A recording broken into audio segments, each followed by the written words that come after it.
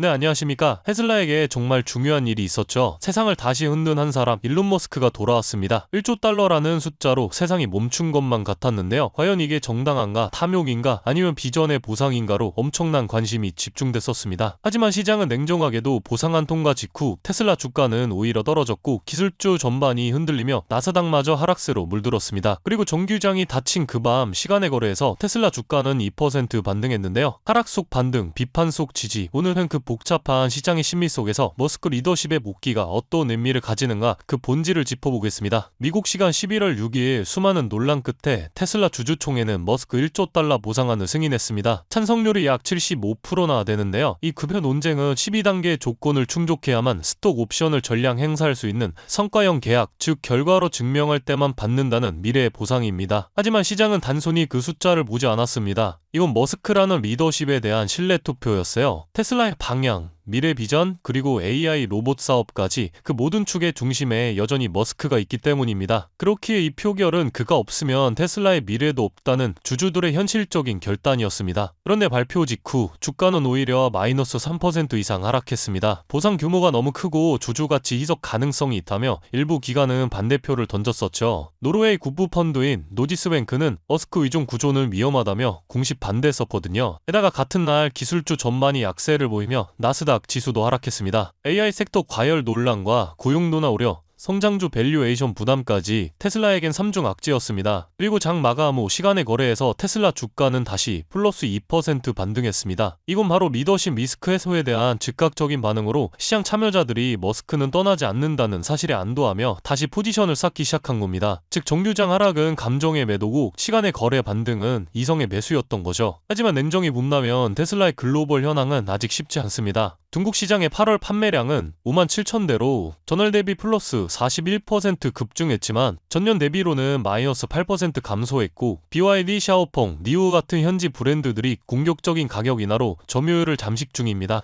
유럽 시장은 독일, 영국 등에서 판매량 30에서 60% 감소로 일부 소비자는 머스크의 정치적 발언을 이유로 테슬라를 외면하기도 합니다. 그럼에도 불구하고 이번 보상안 통과는 단 하나의 메시지를 던졌어요. 머스크는 여전히 테슬라의 핵심이라고요. 세계가 흔들려도 리더십이 서 있으면 기업은 방향을 잃지 않습니다. 그 믿음이 이번 표결로 다시 확인된 것이죠. 보상안 통과 직후 머스크는 이건 새로운 장이 아니라 완전히 새로운 책의 시작이라고 말했습니다. 그가 말하는 새로운 책엔 로봇과 AI가 있죠. 머스크는 최근 인터뷰에서 테슬라는 거대한 AI 칩, 팹을 세워야 할 것이라며 인공지능 인프라 구축을 직접 언급했습니다. 그리고 그 핵심은 두 가지 프로젝트, 인간형 로봇 옵티머스고 머스크는 놀라운 외과의가 될 것이라며 의료산업 시장을 예고했습니다. 그리고 테슬라의 두뇌 역할을 하는 도조 슈퍼컴퓨터가 있습니다. 즉 이번 보상안은 단순한 돈이 아니라 AI 로봇 혁명으로의 진입 자금이고 머스크는 전기차 회사를 AI와 로봇의 하드웨어 생태계로 전환시키려는 겁니다. 이제 시장은 한 가지를 깨닫고 있습니다. 머스크 없는 테슬라는 상상할 수 없다. 그의 리더십은 논란도 많고 위험하고 때로는 오만해 보이지만 결국 그는 성과로 존재를 증명해온 사람입니다. 2025년 보상안 통과는 머스크의 리더십 완전 복귀 선언입니다. 비판은 있었지만 결국 시장은 다시 머스크를 선택했습니다. 그리고 그 선택은 지금 주가 반등으로 첫 응답을 받고 있습니다. 그렇다면 여러분들은 지금 주식시장에서 수익을 내고 계신가요? 우리는 어떻게 해야 이런 불확실한 시장 속에서도 안정적으로 큰 수익을 얻어갈 수 있을까요? 눈에 띄는 대장주 M7 같은 종목들은 이미 너무 많이 상승한 뒤이기 때문에 앞으로는 진짜 큰 돈을 벌기 쉽지 않습니다. 진짜 기회는 그 대장주들 뒤에서 움직이는 수혜 종목에서 발생하는데요. 이런 종목들은 시가총액이 작기 때문에 비교적 소액으로도 접근이 가능하고 리스크 관리 또한 용이하죠. 즉 적은 자금으로도 큰 수익을 노릴 수 있는 구조입니다. 그런데 지금 시장을 움직이는 가장 큰 힘은 단순히 금리나 유동성이 아닙니다. 바로 미중 무역전쟁의 임합, 전략자원 전쟁이 시작됐기 때문이에요. 중국이 반도체에 이어 히토류 수출을 통제하기 시작했고 미국은 이에 맞서 자국 내 히토류 생산 라인을 재건에 나섰습니다. 단순히 정치적 갈등을 넘어서 AI, 전기차, 방위산업까지 직결된 신냉전형 공급망 전쟁입니다. 가장 대표적으로 눈에 띄었던 건 바로 히토류 전쟁의 중심에 선 MP 머티리얼스 티커였습니다. 미국 국방부와의 공급 계약이 발표되자 3개월 만에 주가가 6배 이상 폭등했고 거래량은 평소에 10배 이상 터졌어요. 1,000만원만 넣었어도 6천만원. 이게 바로 시장이 움직이는 타이밍입니다. 이런 종목들을 한번 불이 붙으면 정말 불도저처럼 밀어올립니다.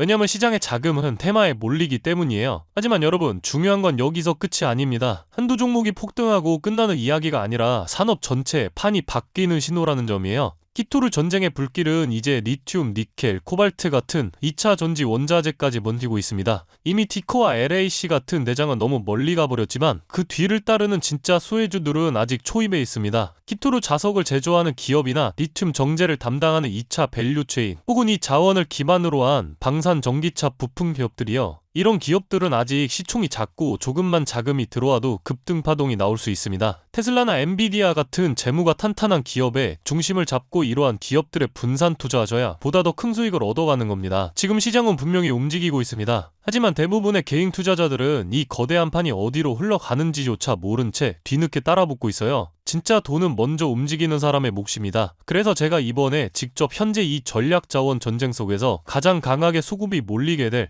핵심 수혜 섹터와 종목 리스트를 정리해뒀습니다. 실제로 기관 자금이 들어오는 타이밍과 정부 정책 방향, 글로벌 공급망 재편 흐름까지 데이터 기반으로 정리된 PDF 자료예요. 이러한 정보도 소중한 제 구독자분들과 끝까지 영상 시청해주신 분들께만 오픈해드리도록 하겠습니다. 참여 방법은 간단합니다. 영상 아래 더보기란을 클릭하시면 파란색 링크가 하나 보이실 겁니다. 간단한 설문조사 진행해두시고 전송 버튼까지 눌러주시면 확인 후에 순차적으로 자료를 전달드리겠습니다. 절대로 금전 요구나 무조건적인 투자 권유 또한 하지 않습니다. 여러분이 시장에서 안정적으로 수익을 만들어 가시길 바라는 마음으로 준비한 자료들이에요. 꾹 가볍게 참고하시고 시장의 흐름을 직접 관망하셔도 좋습니다. 시장은 언제나 먼저 보는 사람, 먼저 움직이는 사람이 이깁니다. 지금 우리가 보고 있는 건 단순한 주가 상승이 아니라 글로벌 머니의 방향 전환이에요. 이 기회를 놓치면 다음 사이클이 올 때까지 또 몇 년을 기다려야 할지도 모릅니다. 영상이 도움되셨다면 좋아요와 구독 버튼 눌러주시고 저는 다음 영상에서 뵙도록 하겠습니다.